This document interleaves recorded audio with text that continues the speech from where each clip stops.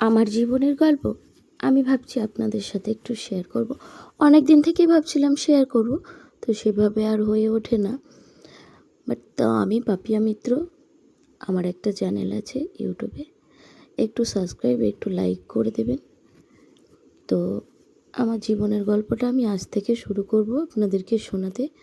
যতদিন না শেষ হচ্ছে ততদিন একটু একটু একটু একটু করে শোনাতে থাকবো। কি আর শুনবেন এই অভাগা মেয়ের করুণ কাহিনী। তো চলুন। খুব ছোট্টবেলায়, তখন আমার মাত্র 1.5 বছর বয়স। 1.5 বছর বয়সেই আমার ভাই বোনগুলো খুব ছোট ছিল, বড় দিদি সেও ছোট ছিল, এবং আমার যে পরবর্তী ভাই, মানে আমার পরে যে ভাই, সেও খুব ছোট ছিল। তো আমার মায়ের 3জন সন্তানকে নিয়ে খুবই অসুবিধা হচ্ছিল। তো তখন মাত্র কেবল আমার 1.5 বছর বয়স।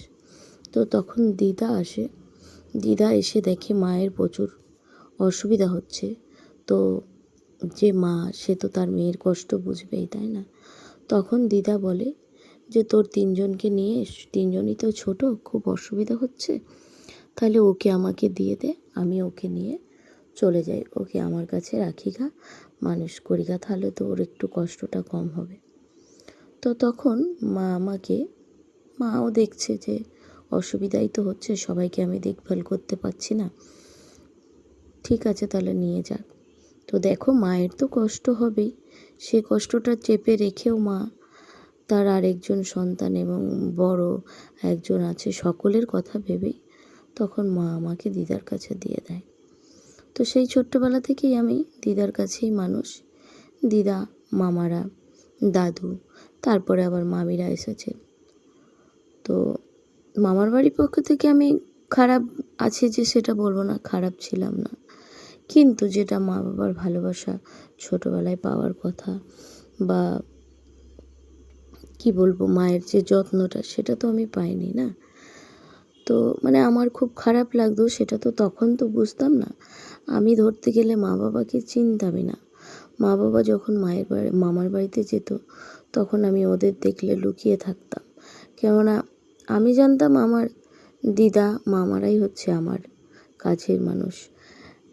ওনারা যারা এসছেন তারা বাইরের হয়তো কেউ, আমি এটুকুই বুঝতাম ছোটোতে। তারপর আস্তে আস্তে আস্তে আস্তে আস্তে যে একটু বড় হলেও আমি ওনাদেরকে পছন্দ করতাম না, ওনাদের কাছে যেতাম না। মা বাবা যখন বছরে 1-2বার বেড়াতে যেত, আমি ওনাদের কাছে আসতাম না। আমার ভাইদেরকে ভাই বলে চিনতাম না, এরকম আর কি। তো তারপরে এভাবেই কেটে গেল অনেকটা জীবন। আমি স্কুলে ভর্তি হলাম, আমাকে স্কুলে ভর্তি করে দিল। তখন তো ধরো 6 বছরে ভর্তি হতো, তো দাদু তখন আমাকে 6 বছরে ভর্তি করে দিল। আস্তে আস্তে স্কুল জীবন শুরু হলো। তো দাদুই ছোটোবেলায় পড়াশোনা শিখিয়েছেন। তারপরে আস্তে আস্তে তখন তো কি বলবো, তখন তো মানুষের এত পয়সাও ছিল না, এত পয়সার কোনো ইয়েও ছিল না, মানুষের পয়সার মূল্যটা দিত। তো তারপরে আস্তে আস্তে আস্তে আস্তে বড় হতে লাগলাম। তখন বুঝতে পারলাম যে এনারা আমার মা বাবা, এগুলো আমার ভাই বোন। কিন্তু তবুও আমার কিন্তু মায়া টানটা বেশি মামার বাড়ির প্রতিই ছিল। ওদের প্রতি কিন্তু অতটা ছিল না, যেহেতু আমি ওদের সাথে থাকতাম না বা ওদেরকে ততটা সময় দিইনি, তো তার জন্য। তো দেখো, মা বাবা, দাদু, দিদা, সবার মধ্যে কিন্তু মা বাবার ভালোবাসাটা একটা অন্যরকম জিনিস, তাই না? তো এভাবেই আস্তে আস্তে বড় হতে থাকি।